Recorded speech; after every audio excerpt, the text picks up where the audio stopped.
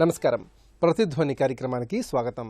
ఆంధ్రప్రదేశ్ ప్రత్యేక హోదాపై పార్లమెంట్లో ఆర్థిక మంత్రి అరుణ్ జైట్లీ చేసిన వ్యాఖ్యలను రాష్ట్ర ప్రజలు జీర్ణించుకోలేకపోతున్నారు. హోదాకు సంబంధించి జైట్లీ వివరణపై ముఖ్యమంత్రి చంద్రబాబు సైతం తీవ్రంగా స్పందించారు. కేంద్రంపై ఒత్తిడి పెంచారు. నవ్యాంధ్ర ప్రస్తావన మొదలై 26 నెలలు గడిచిన హోదాపై ఎటూ తేల్చకపోవడంతో ప్రజల్లో తీవ్ర అసహనం వ్యక్తమవుతోంది. ఆర్థిక లోటు భర్తీ చేయడంలోనూ నిధుల కేటాయింపులోనూ కేంద్ర సాయం సంతృప్తికర స్థాయిలో లేకపోవడం వల్ల కూడా ఆందోళన పెరుగుతోంది. రాష్ట్ర ప్రజల అసహనం మనోభావాలను ప్రస్తావిస్తూ హోదాతో సహా రాష్ట్రం విషయంలో తక్షణం దృష్టి పెట్టాల్సిన అంశాలతో కూడిన లేఖను చంద్రబాబు ప్రధాని మోదీకి అందజేశారు. ఈ నేపథ్యంలో హోదాకు సంబంధించి కేంద్రం ఎలాంటి ప్రత్యేక శ్రద్ధ తీసుకోవాలి అనే అంశానికి సంబంధించి ప్రతిధ్వని చర్చను చేపట్టింది.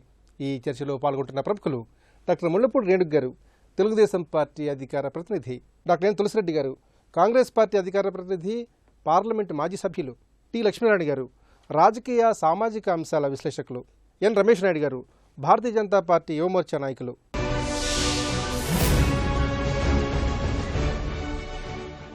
రేణుక గారు, రాష్ట్రానికి ప్రత్యేక హోదా కల్పించే విషయంలో ఆర్థిక మంత్రి అరుణ్ జైట్లీ పార్లమెంట్లో వ్యాఖ్యలు చేసిన నేపథ్యంలో చంద్రబాబు రాష్ట్రానికి జరిగిన అన్యాయాన్ని, అలాగే రాష్ట్ర ప్రజల మనోభావాల్ని ప్రధానమంత్రి మోదీకి స్పష్టంగా వివరించారు.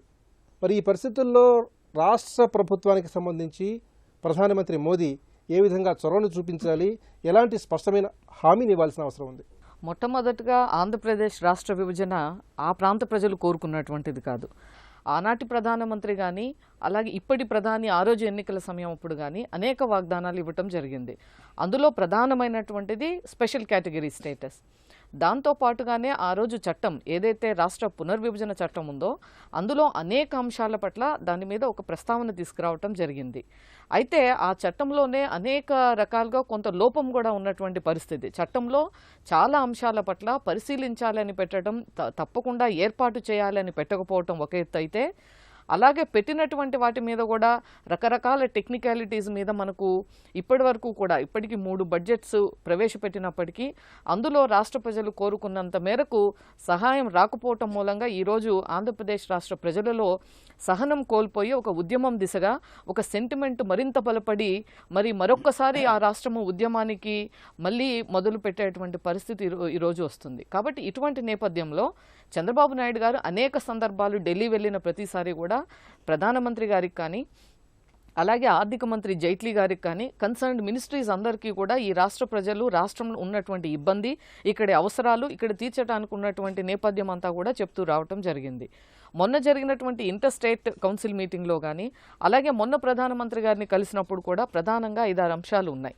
అందులో మొట్టమొదటి స్పెషల్ కేటగిరీ స్టేటస్. ఈరోజు అందరూ ఒక సెంటిమెంట్గా ఫీల్ అవుతున్నారు. స్పెషల్ కేటగిరీ స్టేటస్ మీద అది సపరేట్గా ఈరోజు బీజేపీ వాళ్ళు కానీ వాళ్ళ ఒక వాదన వేరుగా ఉంది.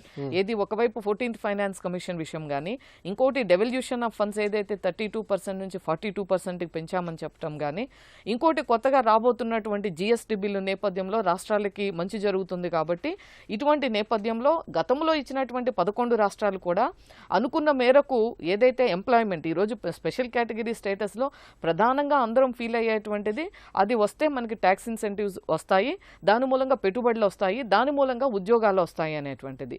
అయితే గతంలో ఇచ్చినటువంటి 11 రాష్ట్రాల్లో కూడా ఒక ఎనాలిసిస్లో ఏముంది, పరిశ్రమలు excise duty 100% exemption, 100% income tax exemption ఉన్నాయి. కాబట్టి ఈ ఎక్సైజ్ డ్యూటీ ఎక్కువగా పెట్టేటువంటి పరిశ్రమలు, తక్కువ ఎంప్లాయ్మెంట్ క్రియేట్ చేసేటువంటి పరిశ్రమలే ఎక్కువగా ఈ యొక్క నార్త్ ఈస్టర్న్ స్టేట్స్కి వెళ్ళాయి అనేటువంటిది కొన్ని రిపోర్ట్స్ చెప్తున్నాయి. సో ఇటువంటి నేపథ్యంలో వాళ్ళు ఈరోజు ఆంధ్రప్రదేశ్కి ఈ స్పెషల్ కేటగిరీ స్టేటస్ కన్నా కూడా ఏదైతే మేము ప్రభుత్వం సాయం, దీన్ని ఒక ప్రత్యేకంగా పరిగణించి ఇచ్చేటువంటి సాయం మూలంగా ఈ రాష్ట్రం ఎక్కువగా అభివృద్ధి చెందుతుంది అనేటువంటిది ఈరోజు బీజేపీ యొక్క ఆలోచన. అయితే మేము మాత్రం ముఖ్యంగా ఈరోజు స్టేటస్తో పాటుగా ఏదైతే క్యాపిటల్ సిటీ డెవలప్మెంట్ ఉంది, ఒక క్యాపిటల్ నిర్మించుకోవాలి, దాంతోపాటుగా 7-8 జిల్లాల్ని ప్రభావితం అటువంటిది ఒక పోలవరం ప్రాజెక్టు రావాలి, అలాగే నార్త్ ఈస్టర్న్ 7 జిల్లాలకు సంబంధించినటువంటి ప్యాకేజ్ రావాలి, అలాగే ఏదైతే కమిట్మెంట్స్ ఇచ్చారో స్టీల్ ఫ్యాక్టరీ కానీ, పోర్ట్స్ కానీ ఇవన్నీ కూడా రావాలి అనేటువంటిది, ఇలా 14 అంశాలతో కూడినటువంటి రిప్రజెంటేషన్ మొన్న ప్రధానమంత్రి గారికి ఇవ్వటం జరిగింది. సో వీటన్నిటి మీద కూడా ఈ పార్లమెంట్ సెషన్స్ అయిపోయేలాగానే ఇప్పుడు చర్చలు జరుగుతున్నాయంటున్నారు. ఒక సానుకూలమైనటువంటి దృక్పథంతో ఒక మంచి ప్యాకేజ్ ఇమీడియట్గా అనౌన్స్ చేస్తారని చెప్పి మనస్ఫూర్తిగా ఆశిస్తా ఉన్నాం. తులసిరెడ్డి గారు, పార్లమెంటు సాక్షిగా గతంలో దేశ ప్రధాని ఇచ్చిన హామీలకు ఎలాంటి చట్టబద్ధత విలువ ఉంటాయి? ప్రజల్లో విశ్వసనీయత పెంచేందుకు పార్లమెంటులో ఇచ్చిన హామీలకు కేంద్ర ప్రభుత్వం ఎలాంటి బాధ్యతను వహించాలి? ఈ ప్రత్యేక హోదాకు సంబంధించి ఎప్పుడు ప్రారంభమైంది, ఎక్కడ ప్రారంభమైంది, ఎవరి చేత ప్రారంభమైంది? మీరు చెప్పినట్లు ఇది 2014 ఫిబ్రవరి 20 తారీఖున ప్రారంభమైంది. ఎక్కడ ప్రారంభమైంది? భారతదేశంలో సర్వోన్నత చర్చా వేదిక అయినటువంటి భారత పార్లమెంటులో, రాజ్యసభలో ప్రారంభమైంది. ఎవరి చేత ప్రారంభించబడింది? భారతదేశంలో అడ్మినిస్ట్రేటివ్ పరంగా ఉన్నతమైనటువంటి పదవిలో ఉన్నటువంటి ఒక ప్రధానమంత్రి నోటి గుండా, ఆనాటి మన్మోహన్ సింగ్ నోటి గుండా వచ్చింది. ఏమొచ్చింది ఆ రోజు? Mister chairman sir, for the purposes of central assistance, special category status will be extended to the successor state of Andhra Pradesh comprising 13 districts, including the 4 districts of Rayalaseema and the 3 districts of North Coastal Andhra for a period of 5 years అని చెప్తూ కారణం కూడా చెప్పాడు. This will put the states finances అనే former footing. దీని తర్వాత జరిగిన పరిణామం ఏమి? అదే సభలో ఉన్నటువంటి వెంకయ్య నాయుడు గారు ఆయన మాట్లాడుతూ the special category status we wanted for 10 years. The prime minister is saying 5 years. 5-year period will not be sufficient at all. They have to set up industries and then start manufacturing. So you have to make it 10 years. దాని తర్వాత next జరిగింది ఏమిటి? BJP ఎన్నికల manifesto page number 7లో ఏం చెప్పారు? BJP ఒత్తిడి ద్వారా సీమాంధ్ర ప్రయోజనాలను కాపాడేందుకు ప్రధాని ఇచ్చిన హామీలు 4. అందులో ఒకటి నంబర్ 1, కేంద్ర సహాయంలో భాగంగా 5 ఏళ్ల పాటు విభజనానంతర ఆంధ్రప్రదేశ్కు ప్రత్యేక హోదా. బీజేపీ ప్రభుత్వం ఈ హోదాను మరో 5 సంవత్సరాలకు పొడిగిస్తుంది. పార్లమెంటులో ప్రధానమంత్రి మన్మోహన్ సింగ్ గారు ఫిబ్రవరి 20న చేసిన తర్వాత మార్చి 1న యూపీఏ క్యాబినెట్ మన్మోహన్ సింగ్ గారి అధ్యక్షతన ఒక రెజల్యూషన్ పాస్ చేసింది. ఏమని? The cabinet further directed the planning commission to implement the decision to grant special category status for a period of 5 years to the successor state of Andhra Pradesh comprising 13 districts. ఈ resolution pass చేసి planning commission direct చేసింది ఎప్పుడు? మార్చి 1, 2014. మార్చి 5న ఎన్నికల schedule ప్రకటించారు.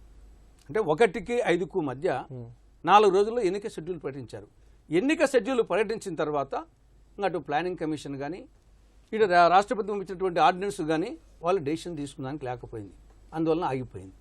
మోడీ గారి నేతృత్వంలో NDA అధికారంలోకి వస్తానే మొదటి రోజునే ఆల్రెడీ ప్లానింగ్ కమిషన్కు ఉంది. అప్పుడు ప్లానింగ్ కమిషన్ అంతకుముందు యూపీఏ క్యాబినెట్ చేసినటువంటి యూపీఏ క్యాబినెట్ కానీ ఎన్డీఏ క్యాబినెట్ కానీ క్యాబినెట్ రెజల్యూషన్ ఇమ్మీడియట్గా ప్లానింగ్ కమిషన్తో మీరు ఇంప్లిమెంట్ చేయని అని చెప్పాలి. ఎన్నికలు అయిపోయినాయి కాబట్టి చేయలేదు.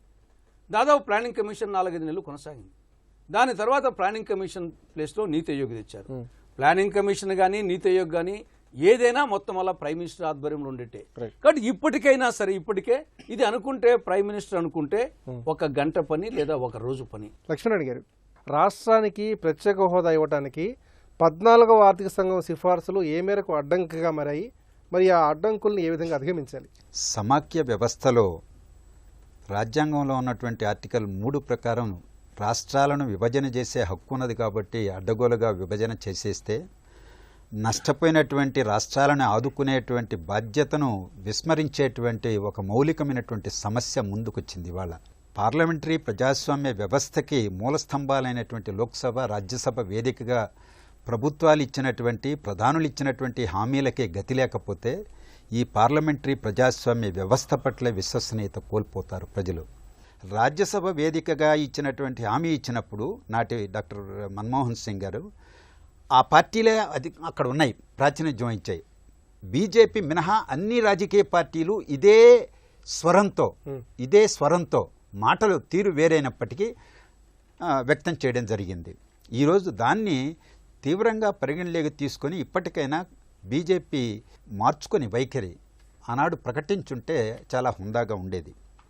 ఈరోజు అరుణ్ జైట్లీ గారు 14th ఫైనాన్స్ కమిషన్ని తడికిగా వాడుకోవడం జరిగింది. 14th ఫైనాన్స్ కమిషను ప్రత్యేక తరగతి హోదా ఉన్నటువంటి అంశాన్ని సమీక్ష చేయమనేది కానీ రద్దు చేయమని చెప్పాల. ఇప్పుడు ఉన్నటువంటి రాష్ట్రాలకు రద్దు చేయలేదు ఇంతవరకు.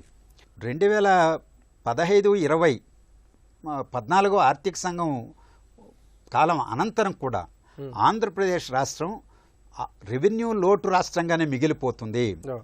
22,113 కోట్ల రూపాయలు ఈ 5 సంవత్సరాల కాలంలో రెవెన్యూ లోటును భర్తీ చేయాల్సినటువంటి అవసరం ఉందని సంవత్సరాల వారుగా చెప్పింది. ఆయన దాన్ని ప్రస్తావించారు. మేము ఇదంతా ఇస్తున్నామని. మరి బెంగాల్కి ఇచ్చారు కదా, 11 రాష్ట్రాలకు ఇస్తున్నారు.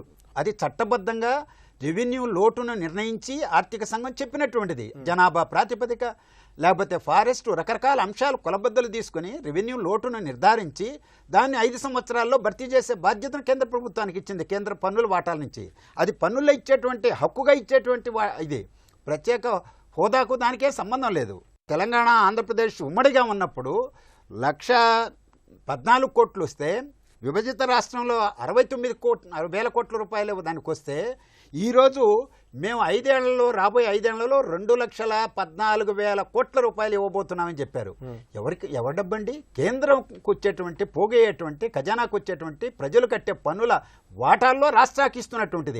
ఇది కూడా 49 లక్షల కోట్ల రూపాయల ఆదాయం రాబోయే 5 ఏళ్లలో కేంద్ర ప్రభుత్వం దగ్గరికి వస్తే అందులో తన వాటాగా 42% వస్తుంది. ఇది కూడా తెలంగాణకి ఇస్తారు, ఒరిస్సాకి ఇస్తారు, తమిళనాడుకి ఇస్తారు, కర్ణాటకకి ఇస్తారు, అందరికి ఇచ్చినట్టుగా చట్టబద్ధంగా ఇస్తున్నారు. మనం ఇక్కడ ఆంధ్రప్రదేశ్ ప్రజలు నిలదీస్తున్నది కేంద్ర ప్రభుత్వాన్ని విభజన చట్టంలో పేర్కొన్న దానికి సరిసమానంగా మీరు అంశాలను అమలు చేయడానికి ఏం చేస్తున్నారు? రమేష్ నాయుడు గారు, రాష్ట్రాన్ని అన్ని విధాలుగా ఆదుకోవడానికి కేంద్ర ప్రభుత్వం ఎలాంటి కసరత్తు చేస్తోంది? సమస్యను అవకాశంగా మార్చుకొని దాన్ని సద్వినియోగంగా చేసుకునేటువంటి చైతన్యవంతమైనటువంటి సమాజం మన ఆంధ్రప్రదేశ్కి సంబంధించినటువంటి ప్రజల యొక్క సొత్తు. ఇలాంటి వ్యక్తులందరినీ కూడా భావోద్రేకాలకు లోన్ చేసి ఆ విభజన సమయంలో చివరి బంతి వరకు మేము ఆట ఆడతామని చెప్పినటువంటి కాంగ్రెస్ నాయకులు ఎవరైతే ఉన్నారో, అలాగే ఈ రాష్ట్రంలో ఉన్నటువంటి ప్రతిపక్ష పార్టీలన్నీ కూడా తమ యొక్క బాధ్యతను మర్చిపోయి పార్లమెంట్లో వ్యవహరిస్తున్నటువంటి తరుణంలో నిర్మాణాత్మకమైనటువంటి సూచనలు చేయడంలో ఆంధ్రప్రదేశ్ ప్రజల పక్షాన ఏమేం కావాలో చెప్పడంలో విఫలమైనటువంటి సమయంలో భారతీయ జనతా పార్టీ అరుణ్ జైట్లీ గారు, వెంకయ్యనాయుడు గారు ఆ యొక్క గురుతర బాధ్యతను నెత్తికెత్తుకున్నమాట వాస్తవం. ఆ సమయంలో ప్రత్యేక హోదాకు సంబంధించినటువంటి అంశాన్ని మేము సాధించేటువంటి క్రమంలో అనేక రకాలైనటువంటి ప్రాజెక్ట్స్ని ప్రపోజ్ చేయడం జరిగింది. ఈ క్రమంలో భారతీయ జనతా పార్టీ తదనంతరం అధికారంలోకి వచ్చిన తర్వాత అక్షరమాలలో ఆంధ్రప్రదేశ్ ఏ విధంగా ఉందో అభివృద్ధిలో కూడా మేము ఆ విధంగా వేగవంతమైనటువంటి అభివృద్ధి చూపించాలన్నటువంటి ఉద్దేశంతో, ప్రజల యొక్క హృదయాలను గెలవాలన్నటువంటి ఆలోచనతో భారతీయ జనతా పార్టీ సుమారు 300 పైచిలకు ప్రాజెక్టులన్నీ కూడా ఆంధ్రప్రదేశ్కి ఇవ్వడం జరిగింది. చట్టంలో ఉన్నటువంటివి, చట్టంలో పొందుపరిచినటువంటివి. ఆ రోజు విభజన సమయంలో కాంగ్రెస్ యుద్ధ విమానాల్లో తమ యొక్క తీర్మానాలను తెప్పించుకున్నటువంటి తరుణంలో ప్రత్యేక హోదా అనేటువంటి అంశాన్ని కూడా చట్టంలో పెట్టడానికి 4 రోజుల పాటు సమయం సరిపోతుందని నేను భావిస్తున్నా. ఇదే క్రమంలో ఆ యొక్క చట్టంలో పొందుపరిచినటువంటి పెద్దలు చెప్పినట్లు రైల్వే జోన్కు సంబంధించినటువంటి అంశం కావచ్చు, ఉక్కు ఫ్యాక్టరీకి సంబంధించినటువంటి అంశం కావచ్చు, ఏ అంశాన్ని తీసుకున్నా కూడా ఆ రోజు పరిశీలించండి అని చెప్పారే కానీ స్పష్టంగా ఇది తప్పనిసరిగా ఇవ్వాలి అని చెప్పి ఎక్కడా గట్టిగా రాసినటువంటి మాట ఎక్కడా కనపడదు. అయినప్పటికీ కూడా భారతీయ జనతా పార్టీ యొక్క గురుతర బాధ్యతగా స్వీకరించిన తరువాత 14వ ఆర్థిక సంఘానికి నాయకత్వం వహించినటువంటి వ్యక్తి కూడా తెలుగు వ్యక్తే, వైవి రెడ్డి గారు, మాజీ రిజర్వ్ బ్యాంక్ గవర్నరు, రాయలసీమ వాసి.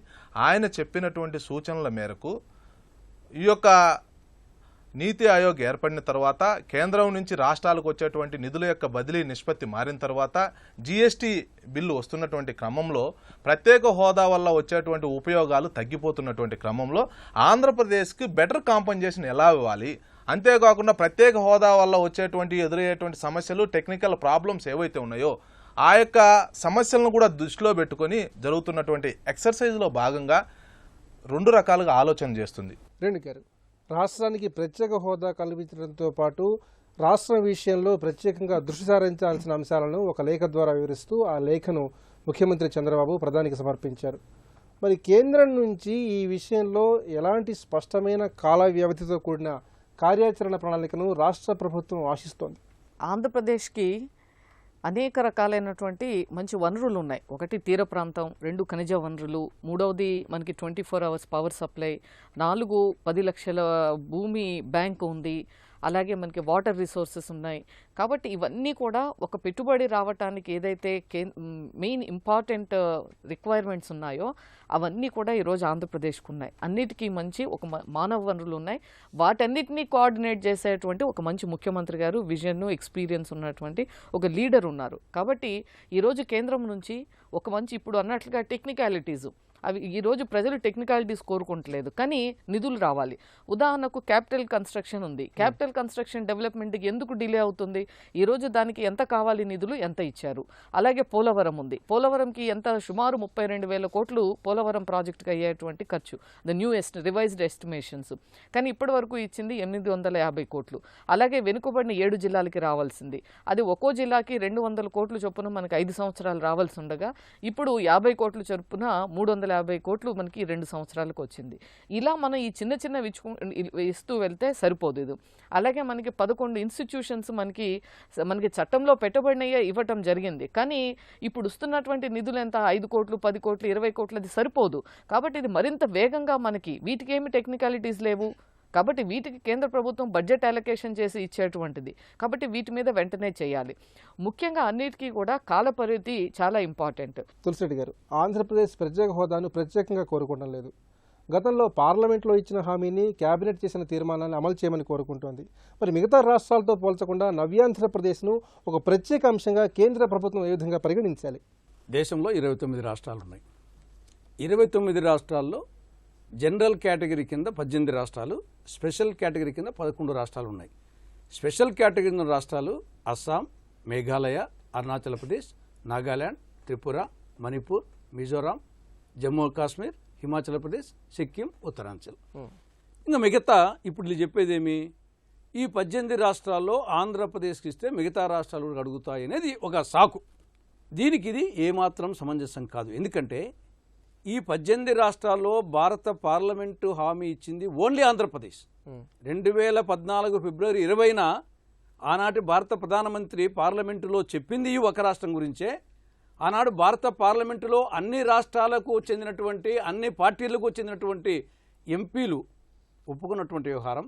అగైన్ మొన్న షార్ట్ డ్యూరేషన్ డిస్కషన్ అప్పుడు 2016 జూలై 29వ తారీఖున మరలా ఎక్సెప్ట్ బీజేపీ భారత పార్లమెంటులో ఉండే అన్ని పార్టీలు, అన్ని రాష్ట్రాల వాళ్ళు రెండవసారి మళ్ళా పునరుద్ఘాటించారు.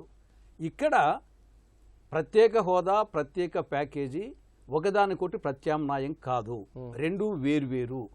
ప్రత్యేక హోదా కావాల్సిందే, ప్రత్యేక ప్యాకేజీ కావాల్సిందే. నేను ముందే చెప్పినట్టు ప్రత్యేక హోదా అనేది ప్రధానమంత్రి ప్రకటన ద్వారా రైజ్ అయింది.